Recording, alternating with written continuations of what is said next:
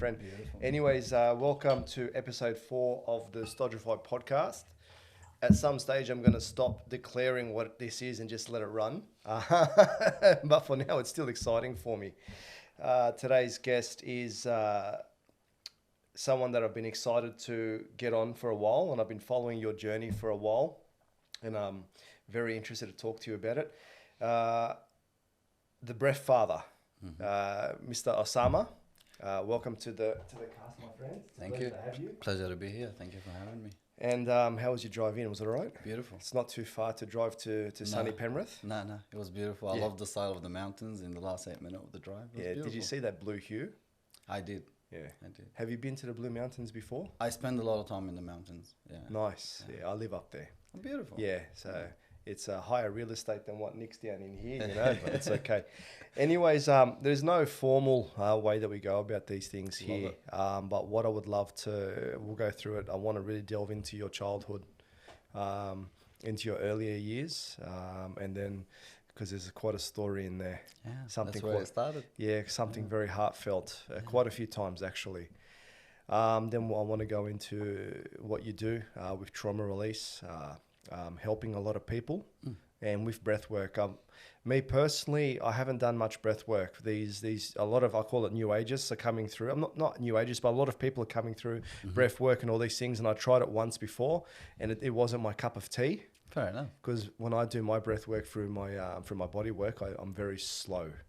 And that's how I activate it. But some other people are very, very fast. I can't keep up this. Sure. Can't keep up this pace, so I don't bother with it. But maybe you can change my mind on your methods.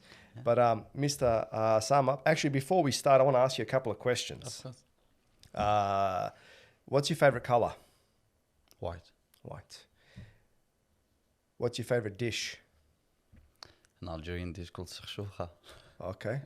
All right. What's it consist of? A bit of base pastry, a lot of tomato paste and meat, chickpeas, a few veggies. Why do you like that dish so much?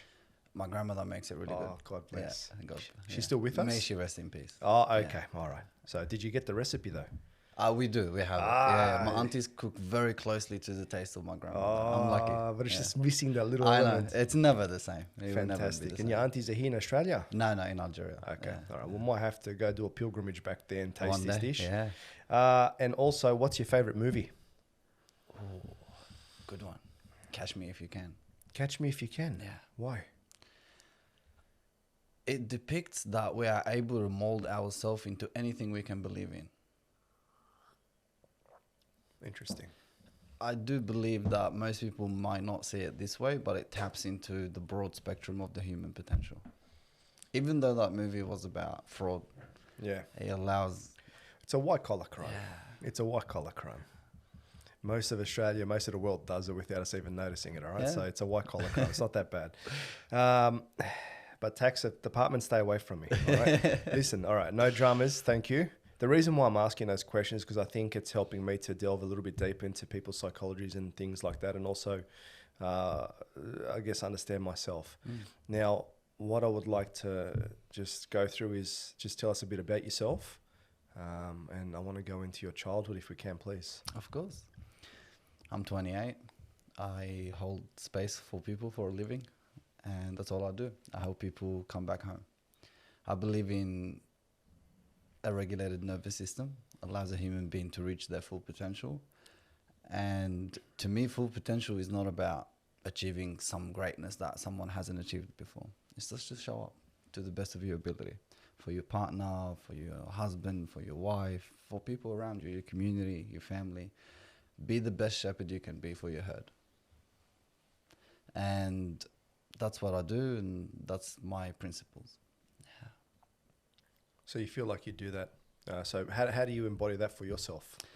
I do my best every day to remind myself, to hold space, and to be present as much as I can. I think that's the game. To allow my presence to be the primary thing in everything, and whatever I'm doing to be the secondary thing. And there's some love and beauty that comes out of that, man. Yeah. Yeah, I got you. All right. So where were you born? In Australia. In Australia. Yeah. And then what happened from there? At the age of 3 to 4, my parents divorced. my dad decided to take me overseas, and I was raised by my grandparents in Algeria. And I lived there for about 13 to 14 years, and then I came back here. Was your mum with you? No. So I actually, up until I was about 16, 17 years old, I had no frame of what my mom looked like. I never knew what her name was, what she looked like. Her unfortunate divorce with my dad, from what I'm understanding, is that it didn't go very well. They both had wounds that wasn't created by neither of them, but they were bleeding on each other. So that created the divorce and just the journey. That's how it was meant to happen. And so why did he take you back? It's a thing. It's the children are always caught in the crossfire between the parents. And you wanted to go back home. Yeah.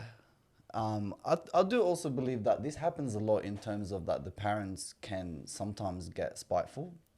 Yes. And use the children as pawns in the game. That can be. Sometimes it's not even deliberate or conscious. It's unconscious. Yes. Because of an old wound that haven't been addressed. Yes. And you project that onto your partners. And I think that's what happened within them and within that relationship dynamic. And yeah, as a result of that, I was taken to Algeria. It was against my mom's will. And I grew up there. Yeah, I learned a lot. So how was it growing up in Algeria? Different. I didn't know that at the time. I do remember that wasn't the primary home, though, initially. I spoke a different language to everyone. I did speak early as well. So I was like English-based, but everyone there was different language. I didn't know what So you were 3 years old and you were already speaking quite fluently in English? I think we landed in Algeria when I was about 4. And you had a very good... So what, you had I good speech on you? Yeah. I spoke I spoke early, apparently. Of course, I don't remember. That's what I've been told. So I was like speaking the language. I sort of know what Australia somewhat looks like and feels like. And then suddenly I'm in a different country around different people. And my dad's family is big. So from the stories I was told is I was actually stuck in the room for most of the time and I would peek. And if they say hello or too soon, I'd run back inside. Okay, that's fair enough. You're shy. Yeah. It's something very different as well. It is. But Algeria is a beautiful place to be. Oh, I don't doubt that. You learn a lot from the culture. There is so much about respect and love in there. Yes. That's so subtle. And you don't notice that until you change countries. Yes. Yeah. And you learn a lot. We do have it here, but we don't have it here. At the same time, when you go to these, especially in Africa, you go to these Islamic countries, even European countries, is respect for your elders, for other people. 100%. And it's not even just through the words that you say. It's not necessarily through pleas or whatever. It's actually through the actions. Yeah. And it's very ingrained. So 100%. that's very interesting. So I'm pretty sure that for yourself, you embody just politeness and respect, just how you are. It's kind of within your DNA, basically. You get taught from a very early age that respect is everything. If someone is older, you respect them. Of course, man. Yeah. So I am older in this podcast here, so I demand respect. I don't demand nothing. That's all right, man. I walk around with it, man. You do. As soon as you got out of the car, it was, hey, how are you? And then it was just a lovely greeting as well. Yeah. So that's fantastic. Okay, so you went there. So when you were 3, 4 years old. Yeah. Okay. Give me a bit more about from that point there. What was it like growing up? I guess you didn't have a mother figure there, but did someone take on that mother figure while you were there? Yes. My grandmother, may she rest in peace. Okay. She was the best mother anyone could ever ask for. And I actually called her mum for my whole life. She would not close her eye for a second if I was sick throughout the whole night. She would cook. She would do everything. She was literally the leader of that household. She kept everything together. Yeah. And she really looked after me. But again, there is always that feeling that something is off. Although they did their best, I don't feel that. You could feel that. There is, I had actually a lot of confusion growing up where my aunties and uncles, they all got raised in the same household in Algeria. They were still young at the time. Where I thought they were my siblings. But then hang on, they're my father's siblings too. They can't be my siblings. So that was that confusion there growing up. And when I really felt the gap is when I started primary school there. And how it works in Algeria is every term you go get your results. It's not at the end of the year you get a result and you pass it, right? And then they add the terms, and then the end of the year, the average is what you go on with to the next year. Every term, my mates would get their mothers to go get the results because their mothers are a lot more loving than their father if they would get punished if they didn't get a good mark. And that was itchy for me. I don't have one. my dad had to always go get it. And if I wasn't a good student that semester, the anxiety as a kid is like, oh my God, I didn't do well. So I could feel it in those moments. And I don't think I've actually suffered a great deal because I was really looked after. Yes. Regardless of how dysregulated some of my uncles and aunties are, I was very well looked after. Dysregulated, I like that word. The nervous system was dysregulated, to say the truth. And I've never really kind of felt the gap until I was a teenager. 12, 13 is where everything switched on. And I believe it happened one summer. My dad took me to the countryside and I loved it. Our countryside is magical. And he goes, do you want to stay here for 3 months? I go, absolutely. And in that 3 months, my family was there. So my dad, my uncles and aunties, a few of them. And these relatives in the countryside are my grandfather's brother's kids. So we closely related to them. They would trust them to leave me there for 3 months. Of course. And when my grandmother and father left and whatever, the next day, the lady that was looking after us, she passed away actually 7 years ago. May she rest in peace. She asked me, she goes, how's your mum? And I go, she was here just 5 minutes ago. She's good. She goes, no, that's your grandmother. How is your mum doing? And I go, well, she was here 5 minutes ago. She's good. And that's still the confusion, but that's at the age of 12, 13. You should know, right? Yeah. But I felt I grew up in love. I was taken care of You were. to a certain degree. You did. And why would you question anything, right? So at that age, I was like, hang on. This is the stuff I felt my whole life, but never bothered questioning. And there was incidences in the past where I saw photos and stuff like that. And I questioned, but I got given an answer and I didn't question it again. So that summer, everything fell into place. I was like, hang on a minute. My dad, did divorce. My mom isn't who my grandmother is, and put all the dots together. And I think that's the year where everything really truly started. For me, asking questions, I was brave enough to go home and cause enough trouble to get attention and then to ask questions. I think that summer, or coming back from that summer, was the hardest year my family went through in terms of dealing with me. And the questions never stopped. Yeah. And I think that eventually pushed my dad to a corner to bring me back here. And I was 16, turning 17, and that's the first time I actually saw what my mum or mother looks like. Did she ever try to... She did. Yeah. She tried to get in contact with you and come there or... No, see I you? wouldn't say come there. Okay. I don't think she knew exactly where I was. It would be a big exploration journey for her to just land in a country and then figure her way out. Your mother's Algerian as well? No, my mom is Australian. Oh, wow. So it's not a common ground for her or whatever. But when I spoke to her in later on years, she did mention that she had that thought a lot. Yeah, it's hard. All right. So okay, we'll get to that. But Yeah. I'm just a bit perplexed and just blown away by this story here. So you finally, your dad said, all right, it's time for you to go back to Australia because you can probably see something with you. It's like, this kid's not going to give up. Yeah. All right. How it happened is actually quite interesting. My mom's friend saw my dad in Lakemba. And she contacted her. She goes, hey, I saw your ex-husband. Your son may be with him. And what happened is I have an older stepbrother. She sent him to Lakemba to the coffee shop they saw my dad at. He asked questions, etc., etc. And I think about a year after that, I came back. Yeah. So it's like that initiated the thought. So you were over there, but your dad was still coming My back. dad was always back and forth. Oh my goodness. Yeah. So I actually was raised around my grandparents and uncles and aunties. My dad wasn't around very much.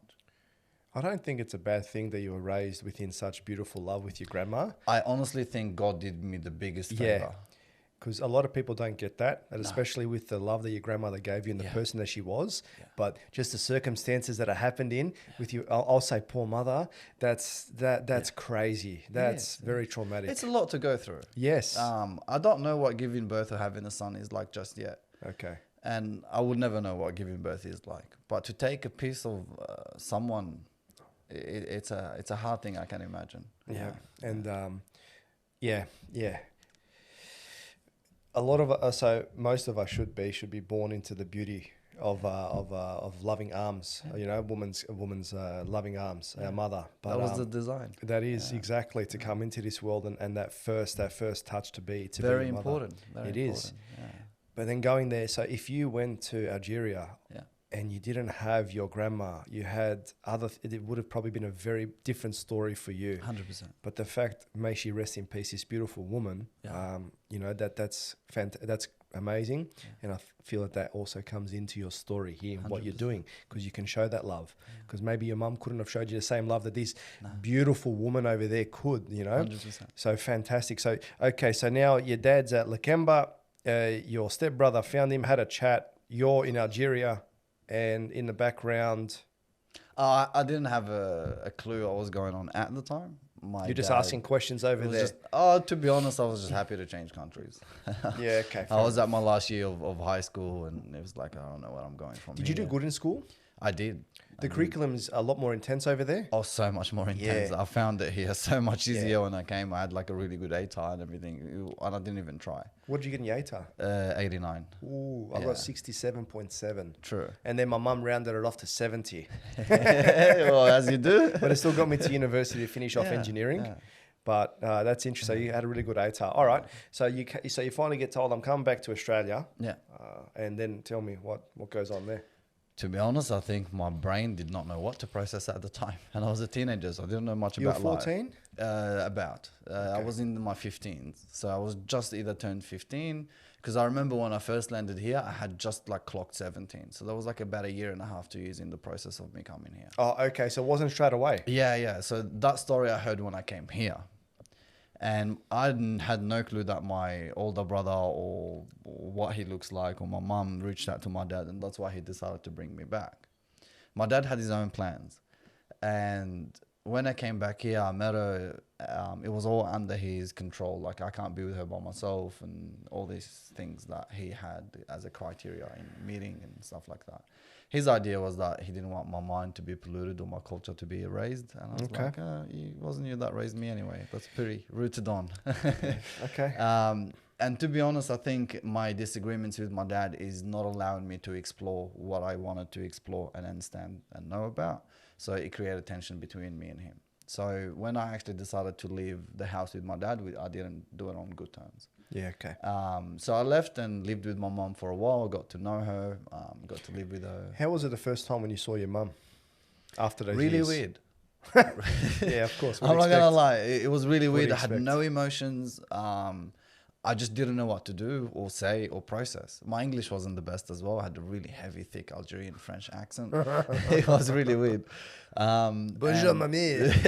It was weird. And I think it took about a couple of weeks to go, oh, okay, well, that's my mom. How was she? Good. Not emotional or? She was very emotional. Yeah. I think she was relieved though. Of course, it's like a big. I was a bit like, this is a lot for her, and I think I didn't have any moment or opportunity to process. Even if I had anything to process at the time, I was like emotionless, and I was just there, like in observing it all. Okay, this is really weird. Like, this is what it feels like meeting your mom for the first time. It was weird. I think that's quite normal actually at that point there, you know? I think it just took my brain quite a while to adapt. And I'm not a person, I used to not be a person that opens up or shares or I was the quiet one in the group. And I would only speak if I knew a fact very well and I would back it up. That was the type of person I was. Yeah. I wouldn't take space. I wouldn't talk much and just inside my head most of the time. Fair enough. Yeah. You sound like you're extremely intellectual, man. I spent a lot of time reading and discovering, studying. I get obsessed with learning. It's one of my unhealthy, healthy obsessions, but I love it. I love it. Yeah. So, all right, you met your mother and then your dad's still trying to control you and whatnot. And then, okay, so you left, you said, I'm leaving to him. Yeah. And where did you go? I just contacted my mum and I moved in with her straight away. Yeah. Okay, and how was that? Terrifying. And I have no idea the dynamic, the culture. I grew up in Algeria. Oh, it's very different, man. Big family. Yeah. Culture is different. Religion is different. Yeah. Although my mom did sort of convert or revert to Islam. Oh, okay. Yeah. Before even she met my dad. Okay. But it was still different. And to speak English 24/7 and it was just a different experience. Overload. But it felt right. Okay. I felt home. I have 3 younger siblings as well from my mom, and just being around that dynamic, I'm going, okay, this is what it feels to have a family. Yeah. Are you still good with all those siblings? Yeah. Okay. Yeah. We went through a rough patch. I've disconnected from everyone at some point in my journey just to gather my colors and heal and expand and All then right. come back. Yeah. Well, tell me about that. So you were living with your mum, and I think I read on your website that there was some things were going on, and I think you had to leave or you had to go on your own journey. So Yeah. let's go into that if you don't mind me Of asking. course. Eventually, everything sat in my mind and was so clear. The things my dad, my dad did all these years, these 14 years. And like you said, he was trying to control me. He was trying beyond that. He was trying to control a 14-year-old situation that he hasn't healed from. Yeah. My dad, I don't think he ever took the divorce right. And the reason I say this is my dad never remarried, never thought of it, never wanted it. Yeah, right. I do believe my dad's portion, or if not all of his heart, is still with my mom. Just because he doesn't know how to let it go. And I think he was still trying to control that situation, even though I was in Algeria, not aware of it. And I think that's his biggest downfall. So when I started to realize, okay, this was a control of a bigger situation, wasn't just me. And although that did piss me off at the time, I go, there's more to understand here. What drove him to behave that way? So I started to analyze my mum, myself, my siblings, started to learn about psychology. I actually studied psychology for a while just to understand my dad and my family and everyone. After a while with living with my mum and just being in a new environment with my siblings, and suddenly the spotlight that took all of the attention, my mother's family is suddenly meeting this new boy that came from Africa and hasn't been around for a while, and just suddenly meeting everyone. It was amazing, but I did take the spotlight. So it created a bit of tension between me and my siblings. Yeah, of course, of course. I picked on that straight away. They were younger than you? Obviously they were. I have were one younger. older and 3 younger. And eventually I didn't agree with certain things because of the cultural background. It wasn't a big deal, but to me it was like something that we don't do in Algeria. Yeah, I understand that. Right? And I think because of the stress leaving dad and then just having my nervous system crush, and now that I understand that now, at the time I had no clue, just my health down spiraled. My body held on to aches and pains. Yeah, how old were you here? 17, 18. Okay, yep. Yeah, so that's the lead to fibromyalgia. Ah. That's when it started coming through. Yeah. So the stress that I was going through, and I started to have panic attacks out of nowhere. Yeah, of course. I was afraid that my dad would follow me around or watch me or look. My dad does things like that, right? Because it's outside of his control. Yeah. So the anxiety started coming on. I had my first panic attack and I had no clue what a panic attack is. Struggled through it. I just started to believe that this is a part of what I experienced and this is part of it. And you were in high school here too, yeah? Yeah. Okay, yeah. So I had switched schools. I went to the school where my mum works because I left my dad. What area was what area? That was in Campbelltown. Oh, okay. Yeah, All right. private school somewhere there. Okay, Yeah, private school, at least yeah. it's better than going to the public system and being from Algeria and not being able to speak too It much was English. still different. Yeah, but that'll be very Yeah, difficult. They didn't put you in a public school. Yeah, I did go to Randwick Boys before that. Yeah, okay. Yeah, that Right. was a different experience as well. All right. So at this stage, my body starts to manifest physically the symptoms of stress. Yes. I, at the time, was obsessed with bodybuilding. I had started at 16. All right. I was an athlete my whole life. My dad wanted me to train my whole life. I was doing jiu-jitsu or soccer or something at any given time or point. I wonder if he's trying to live his life through you. He did, yes. Yeah. I think most parents do that. Yeah. From the work I do now, I've realized a lot of that. And initially, we were going to work with children. I don't do that anymore. I work with their parents because I understand the dynamic now from my own parents. Yeah, that's good, man. I Right? like that.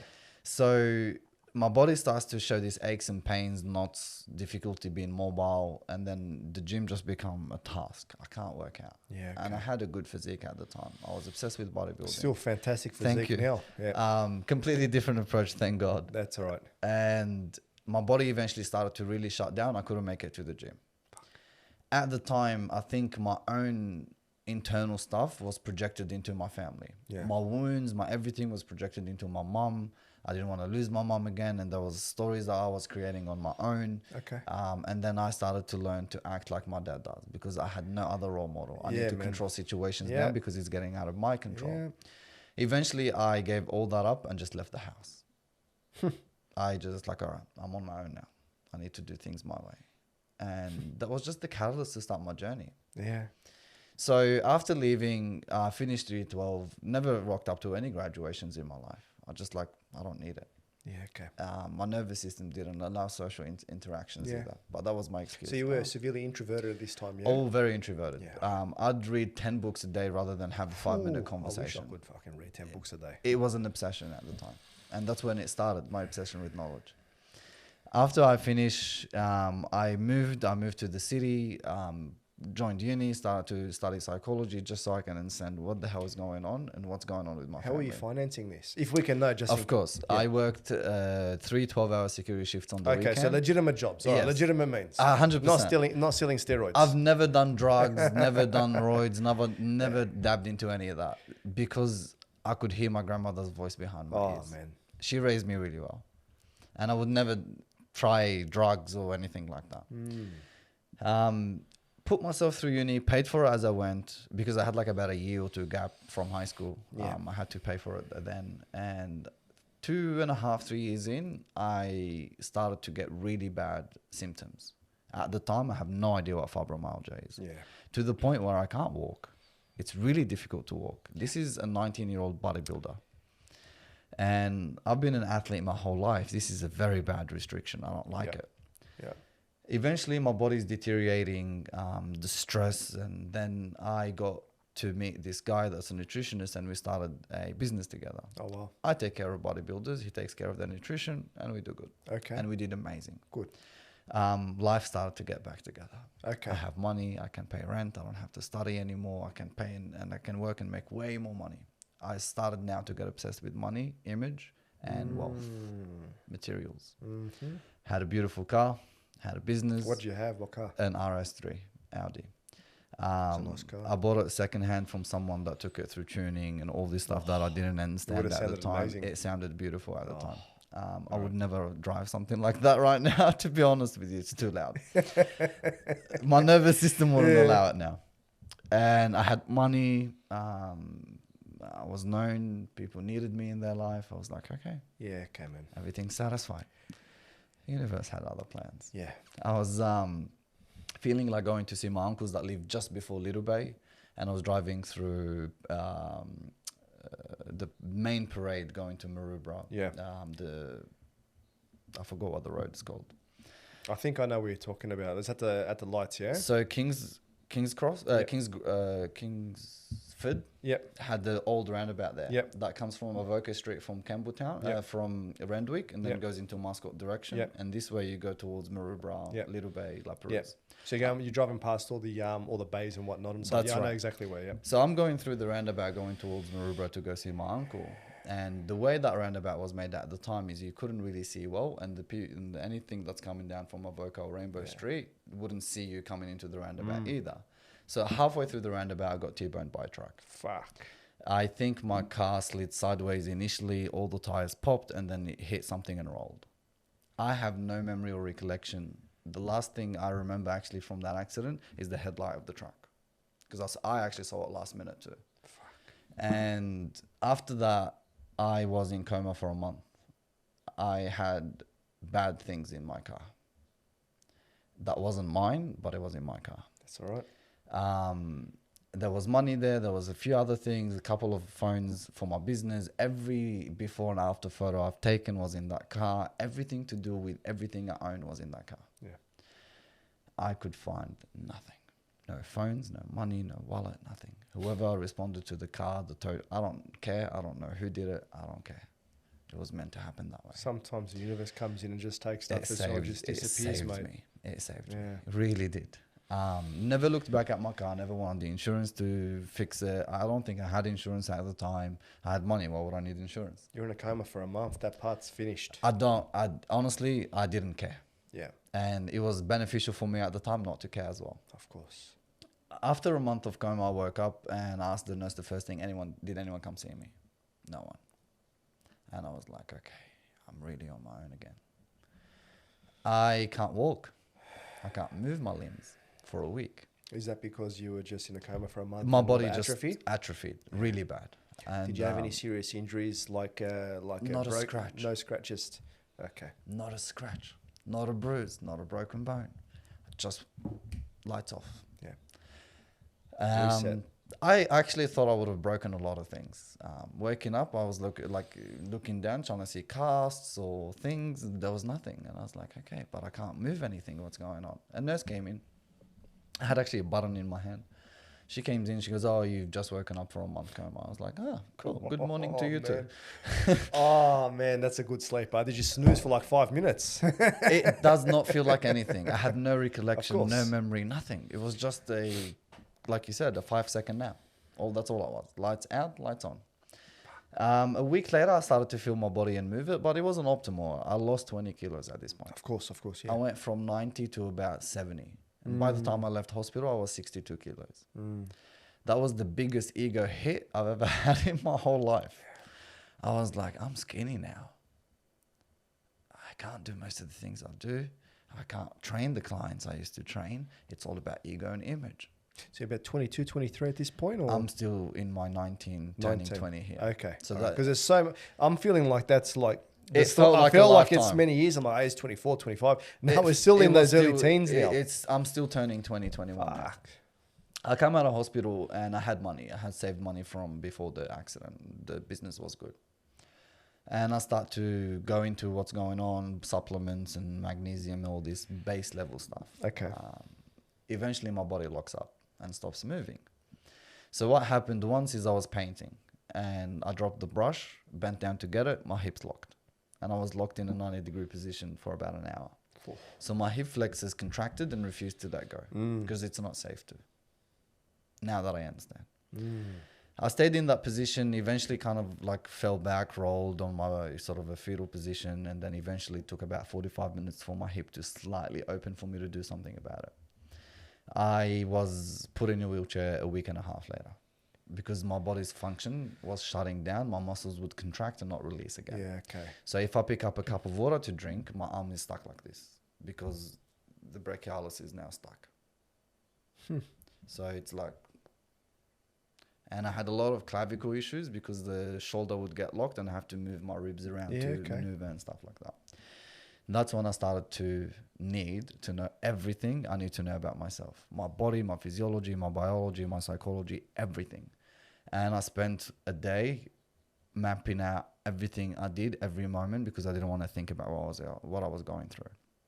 So I'd wake up, I'd have a morning routine, an hour of meditating, and I didn't know about breathwork just yet. And I'd meditate, but it feels good. Like the pain is less, but it's still there. When you were meditating at this point here, because there's all different meditation practices, was your mind, what was your main goal for your meditation? Obviously it's to let go, but sometimes it's there's just what was your meditation practice? It was honestly just random meditations I found on YouTube for pain. Okay, fair enough. I did not know what meditations were actually truly for. I was just trying something. Eventually the painkillers stopped helping as well. So and I was on some really strong stuff. So like endones and opiates and whatnot. Yeah. It really, Panadine Fort and all this stuff. Really strong. Your whole system as well, your gut health I was would have fried. been gone. I would eat and run to the bathroom. My gut would not hold on to anything. At least you could go to the bathroom. Some other people can't, yeah. It was about 15 minutes to get myself off the wheelchair into the bowl. Fuck. So I had to map that out too. I had to actually know my body and when my body needs to go to the bathroom so I can schedule it. Every minute of my day become a schedule. So after the morning routine, I'd drink a smoothie and I'd spend the first hour reading this book, the second hour this book, the fourth hour this book. I'd have another hour meditation because the pain would have caught up by then. And then I'll do the same, watch lectures, videos. And then that's the time when I signed up to Bruce Lipton. He had a course at the time and I did something to do with biology. Okay. And I started to understand my body, my muscle fibers, muscle bundles, all of this stuff. And eventually it came to the fascia and I heard a few people talking about the fascia and I was like, I don't know what that is. Let me focus on the muscle. I need to open the muscle. I started to read books about anatomy, how the body works. Where do we start the message to move the muscle? Maybe that's what I need to work on. So I landed at the brain eventually. Learned about the brain. Everything I learned wasn't helpful because my body's still not responding. One day I come across a video on Instagram of this lady giving a feedback to Joe Dispenza's meditations. And she apparently fell off the 4th floor into an empty cement pool and broke and shattered almost every bone from her chest down.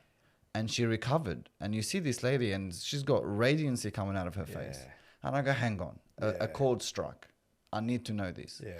So I went and bought about 3 different meditations from Joe Dispenza, tuning into new potential, the chakra one, and some other one he had at the time, body electric or something like that. Yeah. I started to do tuning into new potential, and I was like, let me try the chakra one. And I tried the chakra one, and my body started to like move and vibrate and do weird things. This is weird. But what was actually more intriguing is the feeling I had after the meditation. I could actually move my fingers and feel everything I wanted to feel in my body that I haven't felt for months. I was like, this is good. I've hit something. But it was a temporary relief I felt for about 40 minutes if I'm lucky after the meditation. After that, my body shuts down again. Okay. And I was like, okay, I need that 45 minutes to be 2 hours. Yeah. What do I do? So I started doing Joe Dispenza about 4 times a day, which was nuts. The things and the measures I went to. I started to foam roll for an hour and a half every morning and an hour and a half every night. Okay. I was like, okay, we're getting to fascia now. Maybe meditations, fascia work, hydrating will get me there. It did. But it was only like an hour and a half. I think your body just needed everything. You just keep on doing it till you eventually. Now I understand I had to go through that to understand and learn Yeah. everything I know now. Yeah. Going through it, one day, a girl that I was dating at the time said to me, you need to breathe. You need to learn how to breathe. I looked at her and laughed. I go, where is this coming for you? She goes, my mom teaches people in India how to breathe. She was a Fijian Indian girl. Yeah. I go, interesting. I know how to breathe. Thank you.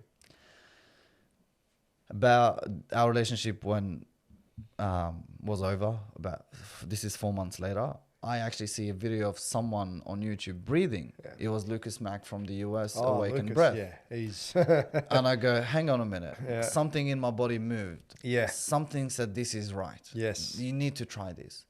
I go in my backyard and do it. Yeah. But I did it with Joe Dispenza. Sorry, that was the second time I did it in the backyard when I was actually able to move. I do apologize. The first time I did it, I was still on the wheelchair. I was like, let me do this breathing with Joe Dispenza's meditation. This was about 9 months into trying these meditations every day for 3 times a day. I'm starting to get breakthroughs and go somewhere beyond my body in these meditations, but it wasn't enough. That day I breathed and I'm like, and the meditation is going in the background. Yeah. I get to a point where my body starts to vibrate or felt like it was. I couldn't open my eyes. I did not know which direction my body was pointing when I sat down to meditate. I forgot where my body was oriented in the room. And then I was like, hang on, where is the room? I don't feel the room either. And that's the first time I felt empty space. Yeah. The quantum field, Yeah. what physicists study. I go, okay. I freaked out. I wanted to jump out of my body, but I didn't know how to do that because I can't feel that body anymore. And this shooting pain starts from my coccyx to the center of my brain or head or whatever it was. And I was in so much agony. And I was still breathing through it. I remember, just stay breathing, just stay breathing, just stay with the breath, just stay with the breath. My body eventually shut down and it felt like someone going, and I disappeared. I stopped existing. I don't know if I was breathing at that point or not. It was just now further in the air. When I snapped out of that, I had so much thirst from breathing through my mouth the whole time. I literally had the belief in my head that if I didn't drink water right now, I would die. Because I was so dry, I couldn't take my next inhale in. Yeah. And I started to panic. Okay. So I grabbed the handles of the wheelchair and I ran to the kitchen. Yeah. I'm drinking.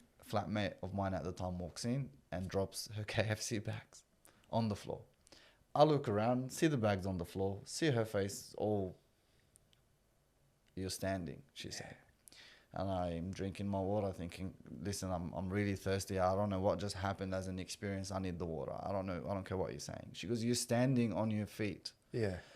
I think the first thing that ran through her head is like it was a compo job. I was pretending. And then I look down, see my feet flat on the ground. Yeah. And I follow my whole body up to my face and I look at her again and I go, oh, I am standing. And I break down and start weeping. I wept for about an hour.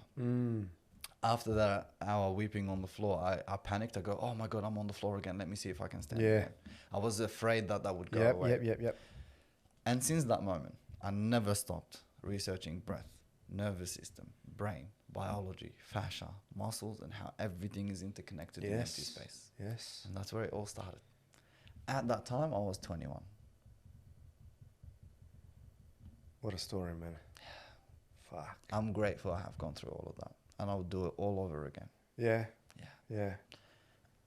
Years later, I was sitting down contemplating stuff. And this feeling came over me. And for some reason, I had a video play in front of my mind's eye. And every experience, every hardship, every time I had my heart break, and every time I had my emotions hurt, every time I felt something that wasn't right through my whole life, that video showed me why I experienced it and what the lessons behind it was. I wept for so long, being grateful to that, because I understood that my life had a purpose. I knew that I was here for a reason then. And I've never stopped looking into these things since that moment. At your early 20s, there's something quite significant. Most of us will be going our whole lives trying to find that. I was very lucky. Yeah. And it started quite young for me. Fibromyalgia, people only over the age of 50, 55 get. I was a part of the 2% in the world that get it early. And it took 3 years to diagnose it.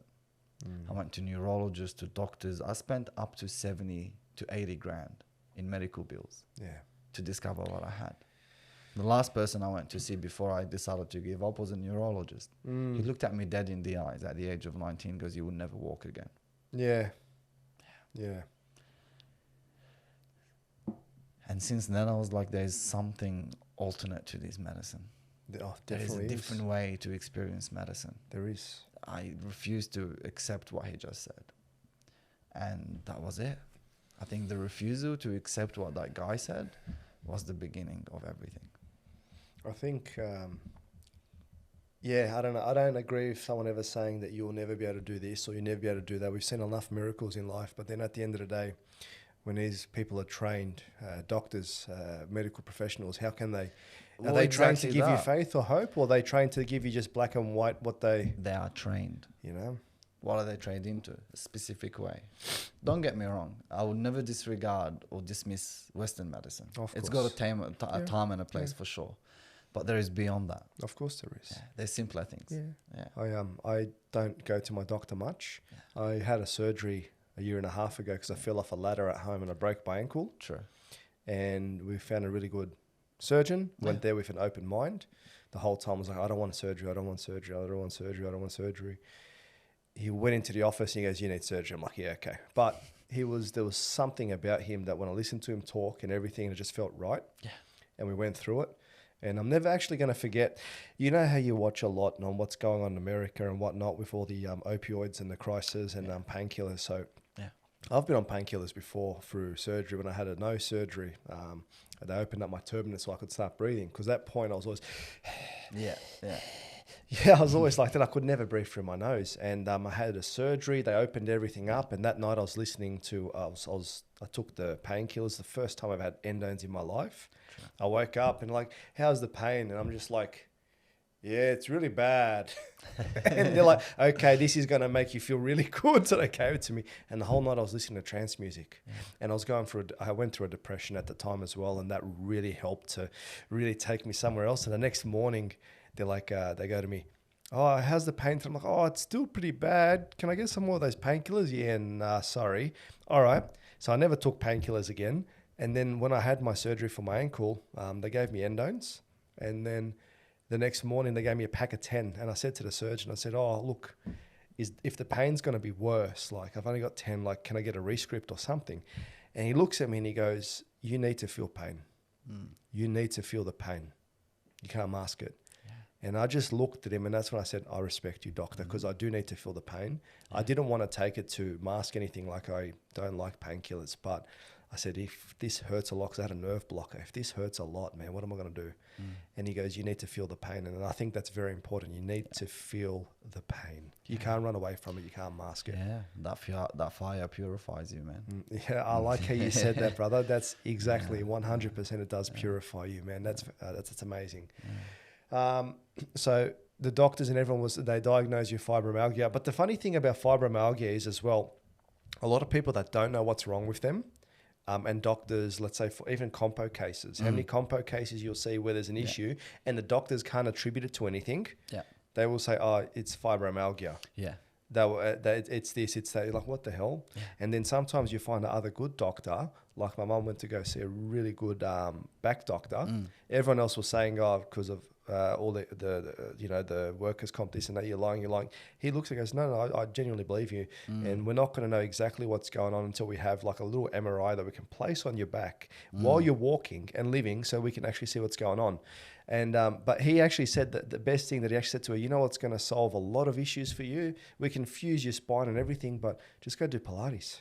Give Pilates a go. And I'm like, okay, give that a go. She didn't do the Pilates, but she's much better now because we live up in the mountains now when she's active and in the backyard. Beautiful. And that really helps to bring that out. Yeah.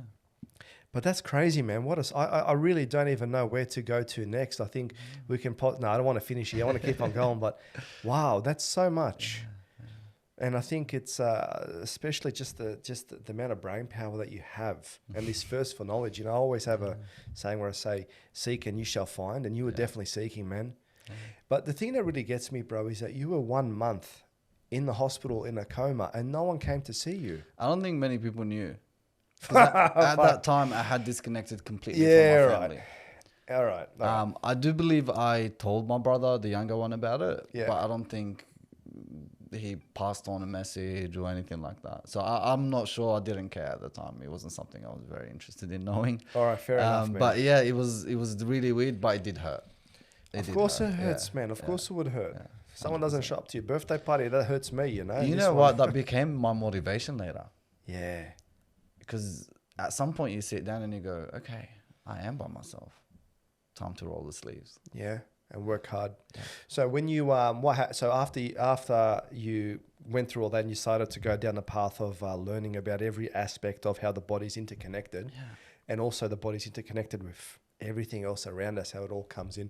So what's the next steps after that? Because I know you're married, okay, so we can that's another massive aspect of your life, and then you've got this fantastic breathwork. I'm going to call business and I was going to say healing center, but it's not a healing center, or maybe what you can call it, whatever you want. You have all these fantastic things. So from there, what's the next thing that happened? It was the obsession of okay, I found this information now.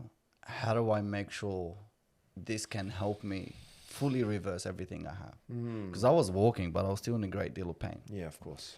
I read a book called The Body Keeps the Score. Oh, man, it's a great book. And I started to ask questions. Yeah. My professor in uni goes, don't ask too many questions. Finish your studies. When you finish, dive in any research you'd like. Just get it over and done with. Don't ask these questions too much. I was asking that if we have a problem in our guts, we go and take a photo of it. If we break a bone, we take an x-ray. We take some sort of photo when we address an illness to find out what's going on. When someone has depression, anxiety, and all this mental stuff in their brain going on, supposedly in the brain, why don't we take a photo of the brain, find out where it's causing, and maybe we can help soothe that area somehow? We have access to nerves. Those questions weren't welcome. Eventually, when I read the book, I was like, hang on, it is in the nervous system. I do a bit of digging, and in my opinion, and what I found as a result of my research, there is zero evidence that there is a brain chemical imbalance that causes anxiety and depression. So I was like, okay, why are we looking in the brain then if they're not there? And what is anxiety and depression? Why do I feel it? That's when I started to look into the molding between somatic experiencing and psychology. I started to feel energy when I meditate. And I was like, what is that? What's the tingling and the sensations I feel in my body? So it now opened a broader spectrum of exploration into different type of knowledge that I'm used to. And I grew up a Muslim. We don't believe in different planes of consciousness, reincarnation, deities, energies, entities. We don't do that. We know there is jinn and angels, and that God created them for a reason, but we don't know anything outside of that. Myself as an Orthodox too, man. Yeah. We don't dive into those. No. But I do believe religion came back to re-guide people into that wider spectrum of experience. Because if you look at religions and the timing they came in, is when people started to lose their way from the law of the one. There's one creator, creates the universe, and there is one way to live with the flow. Everyone at some point on earth believed that. But then eventually things started to go offline, or people changed their ways, or they adapted things to believe in. So religions came back to go, hey, regardless of the spectrum that we can experience in terms of energy, here's a few ways you can come back to center, come back to acknowledging that there is a creator. So in my opinion, religions came back to guide us back to the center because we left the path. But I do believe that religions are circles, are very important circles within a very huge, big circle of spirituality. I feel like religion is a dot. And if you start to express and learn about it, you create a circle. But then when you learn everything about that circle, what lays beyond? Maybe there's something outside the circle of exploring just religion. What is that? I found that to be spirituality. I still believe in God and everyone he sent to this planet, because he uses his humans to pass on a message. These people were obviously tapped in because they were able to perform miracles. Yeah. But is that normal or is it not? Maybe it is, if we explore enough. If you hear some stories about the Maharaja and how he used to bring things out of thin air in front of people's eyes, you'd go, this is magic. But is it? Maybe there is a plane that we need to know about. And how does that plane matter, or why do we need to know about this consciousness in terms of how does it even relate to my situation to fix my fibromyalgia? It's all connected, I found. I believe that empty space, and as we say, as within, as without, everyone knows that term, but we don't know how to explain it further. To me, as within, as without, or as above, as below, is what's within our cell that is also within the quantum field that physicists study. If we isolate a cell and look deep within it, it's mainly empty space that governs and holds a lot of information and frequencies that exists within our cell. And then what does our cell do in our body and what its role? It's to reproduce, evolution, to keep you going until a certain point. And then eventually you will give back this physical body and go back. Will you go back to formless, or what do you go back to? These are the questions and the interest that starts to happen. Now I've understood psychology. I understood that I had belief systems that were holding me back. And I understood that I had wounds that I needed to heal. And those wounds that I needed to heal created belief systems that created maybe lack, or I didn't think I was worthy enough, or whatever it is. Now I'm tying everything together, in my opinion, and why we started this breath journey. Not only the breath helped me stand back on my feet, it helped me understand so many things better because it slows me down. I become the witness instead of the interaction in the experience. Even though I am interacting with the experience, there's a portion of me that's also witnessing everything happening. That came after a while of exploring. And what I mean by after a while of exploring, how I explain starting work is that when you decide to go, okay, what is consciousness and how can I understand it within myself to use it? You get given a blank piece of paper. This is your map to energy and consciousness. And then you look down and it goes, this is an empty piece of paper. Exactly the point. You're gonna draw your own map. Every time you go for an exploration, a meditation, a breath work, anything to do with tending to your nervous system or altering a state of consciousness, you draw a bit of that map on your piece of paper. Yeah. Eventually, after years of doing this, you have a very clear map of your own energetic world and your awareness and where it rests. So now you start to understand that where your awareness rests is where also your nervous system rests. And you meet people where they rest. And you attract people at the level where you rest at too. Yeah. I started to attract opportunities and people in my life that I truly needed. Yes. Okay. There is something to understand here. Let me dive. I picked up a book series, 5 of them, called The Law of the One, the raw material. Highly recommend those books. The Law of the One. Yeah. Never heard of it, but okay. It's a group of 3 Christians channeling and accidentally channeled the entity Ra that was in Egypt. All right. And the knowledge they bring out of that channeling is actually recorded, so you can hear the audio of it. It's quite freaky because she was in an altered state of consciousness. But it actually explained the universe in depth. And then I read a book called The 2012 Prophecies by David Wilcock. And they explain the science and how it correlates and connects to spirituality. And those 2 books opened a really wide, big gate for me to explore and go through. Eventually, I started to do breathwork on a very regular basis. And my nervous system starts to change, and the way I show up started to change. And now I am understanding about the nervous system. Our nervous system has 2 sides, a parasympathetic nervous system and a sympathetic nervous system. Yes. The sympathetic nervous system is responsible for 4 things. Fight, flight, freeze, fawn. Fawn is the people-pleasing response that we develop later on in life or at some point in life, because we've gone through enough fight, flight, and freezes, our nervous system can handle it. So now we become people pleasers. We walk into an environment, we scan everyone's energy and tune into it. If someone feels slightly off or upset, we please them. So we, God forbid, we don't have to fall into a situation where we have to pick from fight, flight, or freeze. Most people live here. When you live here, you become functional. Fight, functional flight, functional freeze. Functional freeze people are the ones that don't leave the house, don't have much social interactions. They prefer gaming rather than an actual human interaction. They would be very socially active online, but not in real life. Okay. To a certain degree, they develop a phobia from leaving the house. Extremes, right? Functional flight is people that just avoid meeting up or meeting their friends or going for a project. They lack confidence. I can't do this. They don't believe they can achieve much in life. They run away from situations rather than embrace them. Yeah. Functional fight is the aggressive people. If you cut them off because you have to in traffic, they will go off. Oh, that's me. If you Not anymore, but that was me. We've all gone through it. Most people actually live there. Someone says good morning the wrong way to you, you start to read into it 1,000 times. Yeah.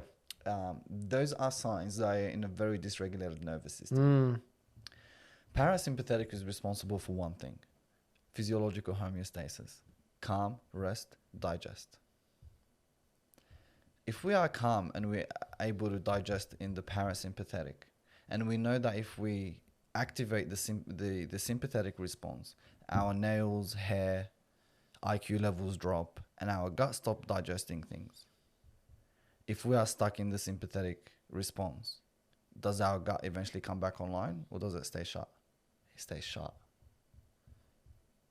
Now, eventually, a lot of people develop a lot of illnesses because of a dysregulated nervous system.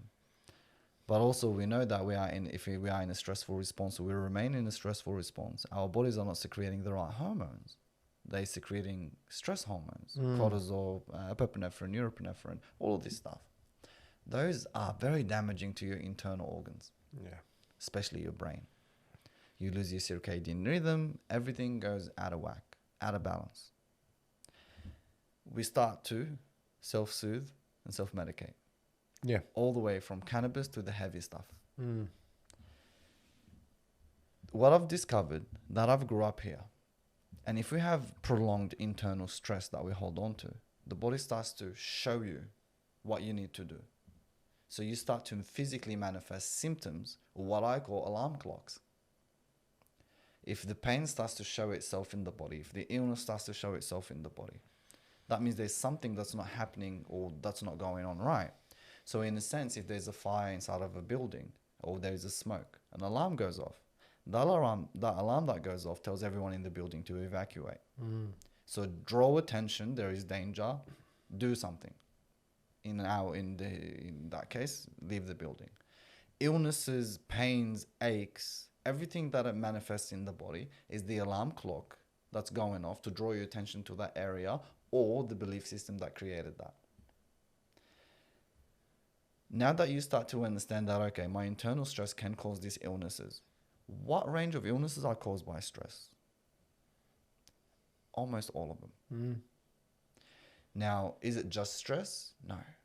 If you hold to resentment, anger, frustration, that can kill yourself. Of course. Because these qualities and these emotions, it's an energetic motion.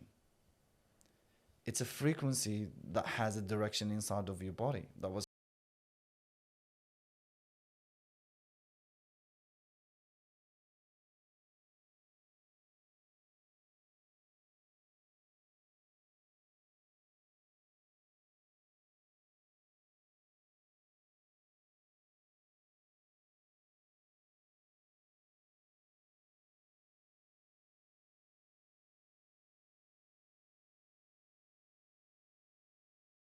do you need a hug? Because I'm not phased.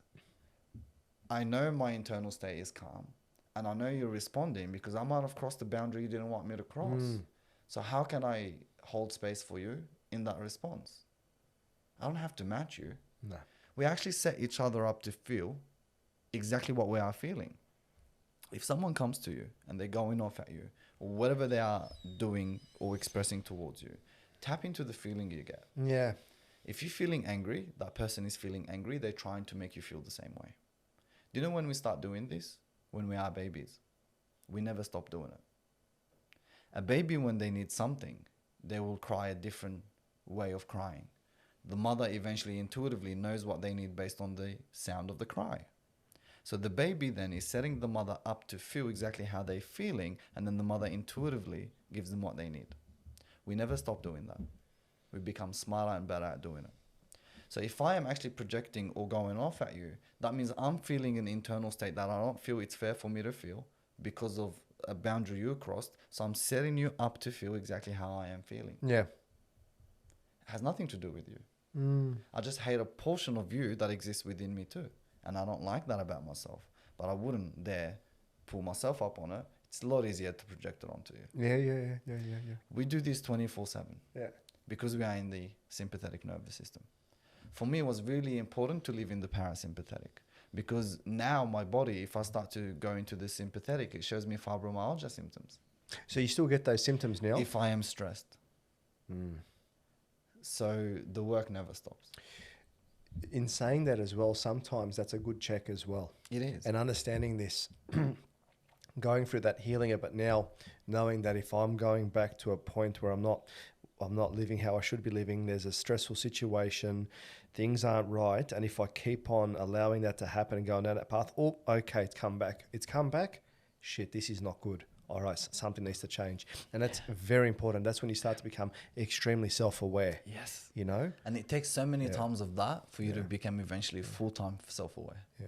I get things like that with different parts of my body, especially with my right ankle, because when I fell, I broke it. Okay. And whenever I get extremely emotional, or when there's certain things that come through, even anger, it starts to flare up.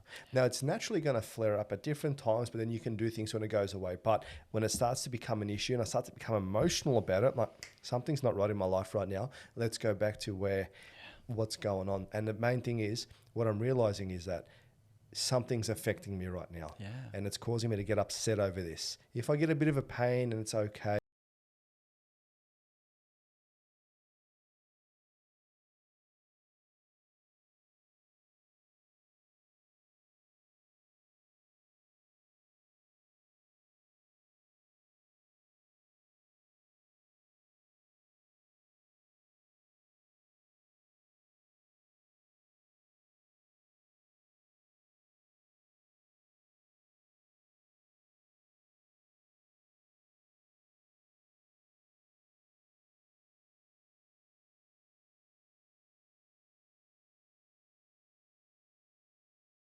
do great, and I think you would do amazing with Thank that. you. One thing that I really, so your story is amazing, so I'm glad you shared that, but one thing that I really wanted to get into was I want to go a little bit just into you hold space for other people, and I've seen some videos, some clips on your Instagram of deep releases.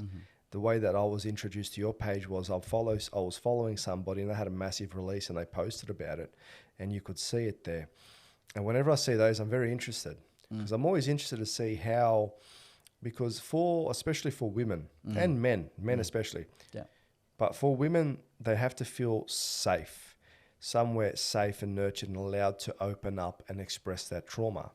For men, I find that either similar or they need to be in a deeply masculine, safe space for them to go into the deep, gurtual 100%. energy, you know. So I haven't found that space myself, and we can talk about that another time. But I want to know, like, you creating this space for these people to go through and open up and release this trauma. Is that all just through breath work, or do you bring in some other techniques as well? Because I've seen some of these spinal ones that you're doing. Yeah. I saw that once before, and I was like, oh, I don't know how I feel about that stuff. That's interesting. Yeah. Until I actually had it happen to me, but no one was forcing it. It was just things leaving my body. Yeah. When I was doing a Kahuna level 2 up at Sunshine Coast, and I had 2 lovely ladies on either side of me, Tennille and Susie, and it was a very interesting ceremony that we partook in, and we had to start releasing something that we didn't want. Mm-hmm. You want to be something anymore. You want to let go of something. So each person went through themselves, and I was like, I'll go with it. And I felt so safe and nurtured in that spot. But I was actually doing those full body convulsions. I was like, this is interesting, but it wasn't forced. Of course. And that was when I said, okay, there's something here. Yeah. And it's literally leaving the body. But another time we had to go and do a deep release through shouting or screaming or making some sound. Yeah. And the females had no issue of doing that. I couldn't. And the reason why I couldn't do that, because there was women around. I'll only be able to do that when I'm around men. Yeah.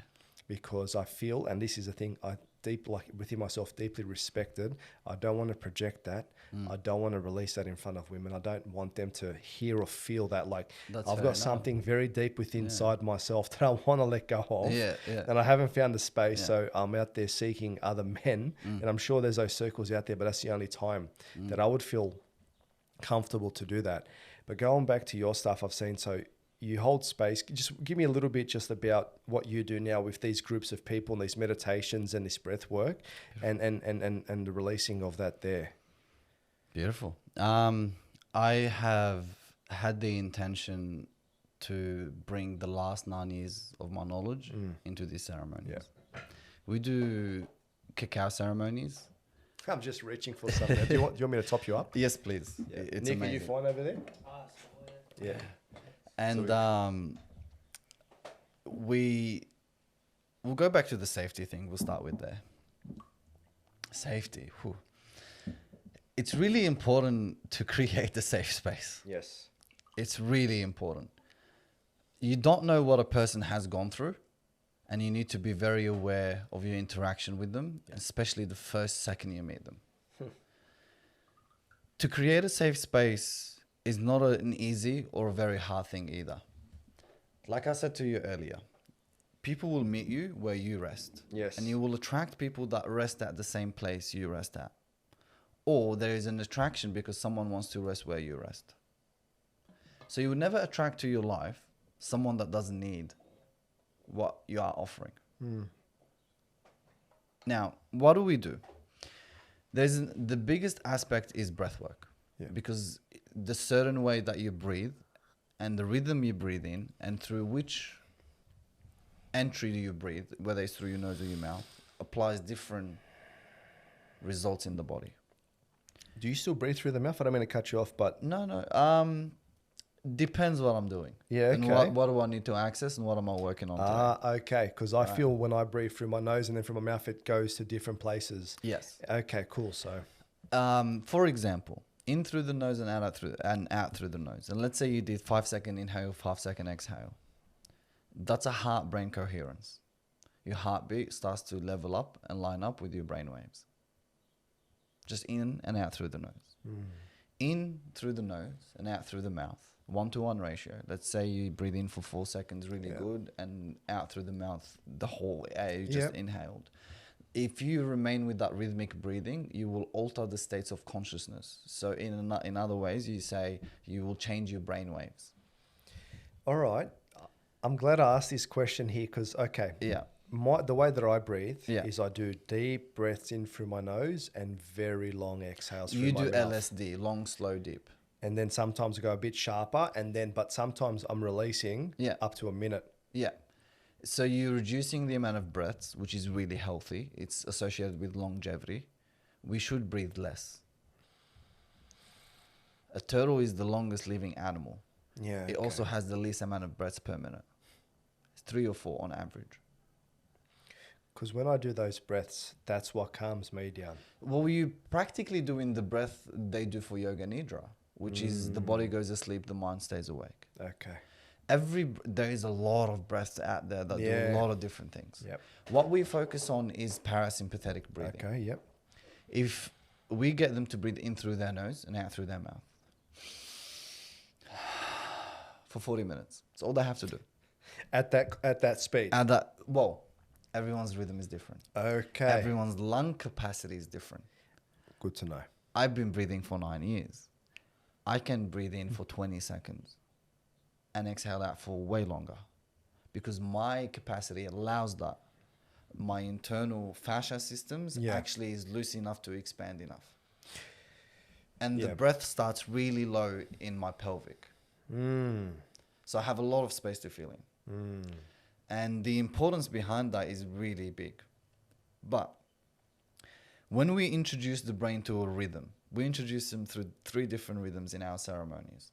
The breath, the sounds, and the drums, or the instruments, we use. Those 3 rhythms allow the brain to change brain waves. It's the same thing that would occur if you go to see a hypnotist or a hypnagogue. They will regress you, they say, into an alpha, theta, whatever brainwave. That starts to eventually occur, and we call that an activation or an altered state of consciousness. What does that mean? They are now accessing beyond the physicalness. They are going to the space, what physicists study, the quantum field. Now, this is where my method and how I perceive it to be needs to come in, if you allow me to share what I think about this space to be. I truly believe that we draw from empty space every millisecond of our lives. We're drawing information. The gateway that this information comes through into our bodies is our nerve endings. We call them chakras, the energy centers. In our physical body, we have 7. There is way more beyond 7, beyond the physical body. I don't have to get into those. Each chakra governs a responsibility. So, for example, your heart is your creative center. Your throat is your expressive center. Higher perspective, universal wisdom. You can see it from different perspective, and it has other functionalities as well. The chakra draws the information from the empty space or the field based on the belief systems you hold within your DNA structure. So the cell within it is empty space. And that's the space we draw the information from. Within our cells is where our DNA structure and coding exists. So that information is constantly getting drawn into the chakras. The chakras are connected to the nervous system through the fascia. The fascia is this web of collagen that holds and stores information in the body. That's where the body keeps the score, in the fascia system, in your muscles and in your fibers. Most people have the hip flexors really tight. Yes. That's the seat of the soul. Most of your traumas, maybe the first trauma you've ever received, could possibly have gone to the hip flexor. I also do understand which body part represents what. Yeah. Now, the cell holds empty space and information. The chakras draw from the empty space into information, passes it on to the nervous system through the fascia. The nervous system stems out of the spine, and the spine and the nervous system is connected to the brain through the first mega hole, and we've got a smaller one in front of it. That mega hole here is where your spine connects to the brain, and the nerve endings from the spine, the nervous system, connects to the brain. We feed it information. This is why I said earlier there is zero evidence that there is a chemical imbalance that causes anxiety and depression, in my opinion. Because the information we're feeding the brain, knowing that the brain's sole job is to keep you alive. So if I am telling my brain that I am loved, I am worthy, I am all the good stuff, my brain will start to look for evidence in reality for that to be true. Guess what happens when the brain can't find it? It creates it. Now, what if you told yourself you're not worthy, you have fear, you're not loved? Your brain finds that evidence. And if it can't find it, it will create it. Yep. That's your brain's only job, to keep you alive, in correlation to the information that's receiving from the nervous system. So why address the middleman where you can go to the source? That's my belief. Now, from our experiences so far, when people go into an altered state of consciousness, they are very suggestible. Now, the way I open my breath is I invite a lot of energies into the space. Yes. Within the altered state of consciousness, the body's energies is a lot more expansive than it was when they first walked into the space. Yes. You might have heard of the word or the term aura. Yeah. That's one of the energetic bodies we have outside of our physical body. Now, we have about 7 to 8, up to 15 energetic bodies, depending on the philosophy or the principle you read into.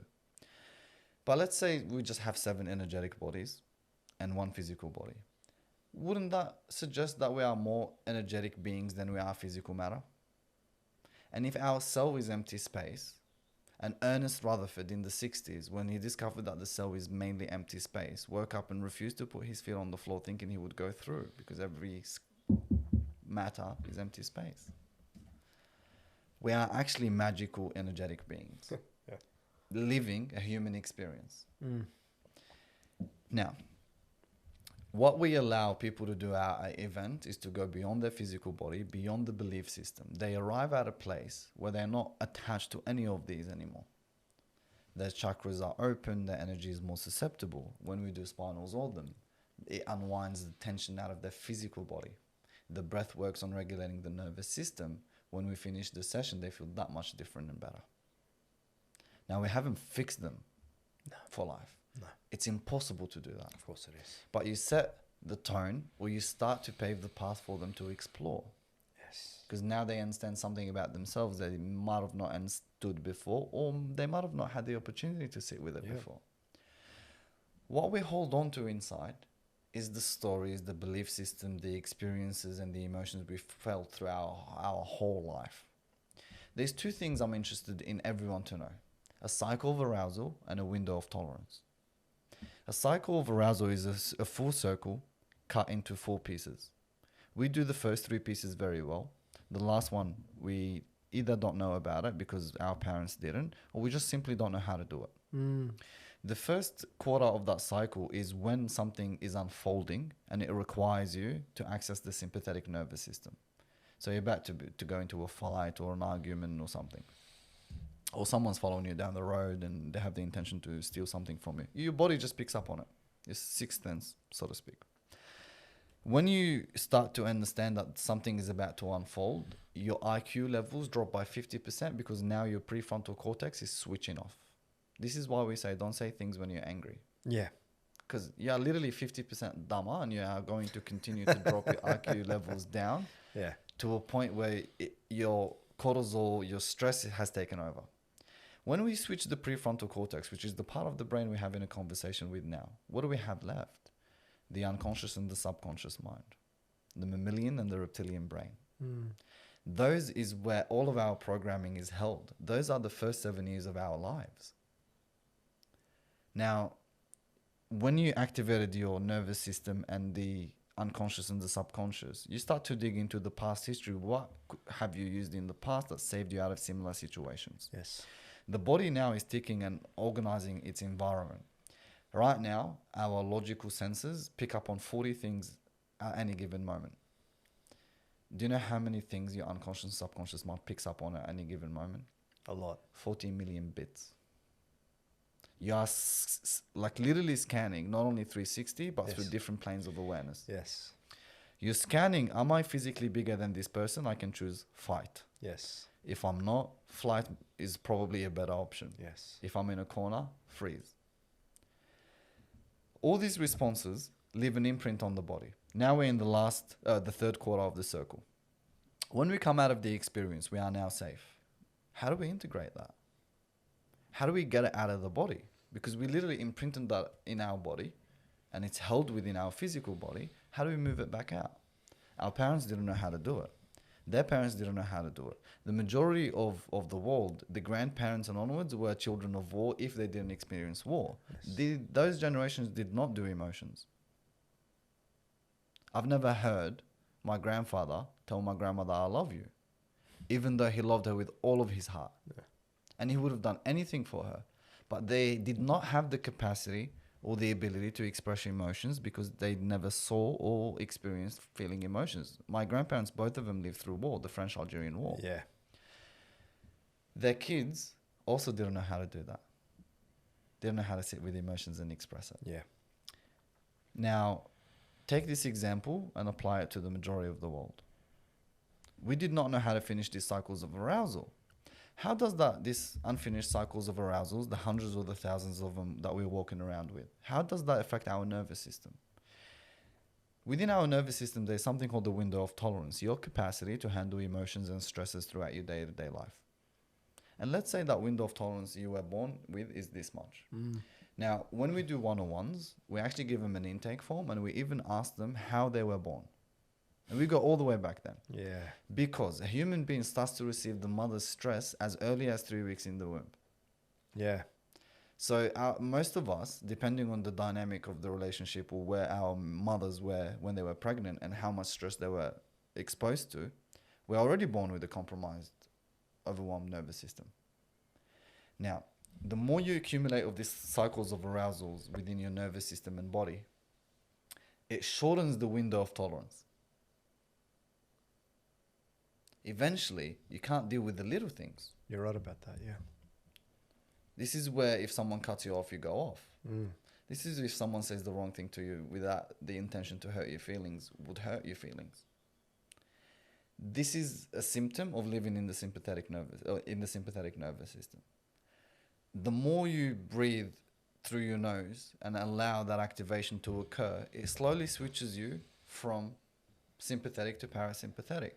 In that process, you get the opportunity to sit with the things that allowed you to stay there. You relive them, you refuel the emotion, but in a safe space. So your body is able to actually release it if it's ready to. Yeah. Does that make sense? It does make sense. And going back right to when you were born, that is so important. And you're on Actually, the inner child is a very important part of our breathworks. That's amazing. Because if you heal the first 7 years of your life, you could heal a lot in your life. Oh, of course. 100%. I think I'm definitely going to speak to you and book something in because I like where you're going with this. And even talking to my mum about when I was born, she was at the hospital, left in a room. She was ready. She wanted to give birth, but the hospital was busy or whatever it was. And she kept on saying, I'm ready. I want to give birth. And they just left her there until finally she made a scene. And they're like, okay. And they took her into the theatre. And 10 minutes I was out.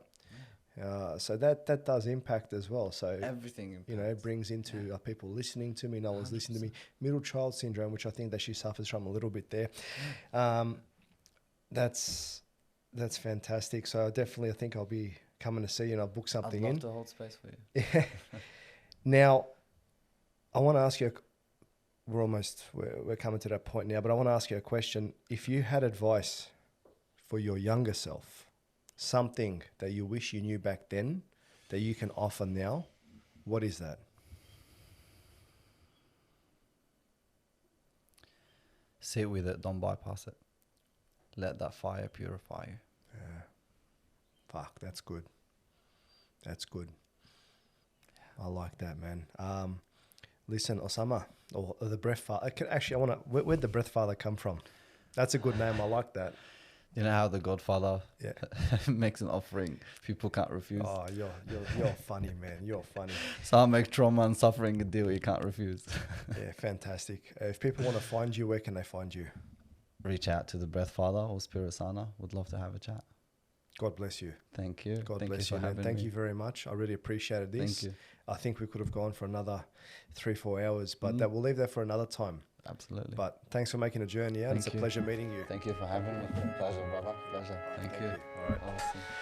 Awesome.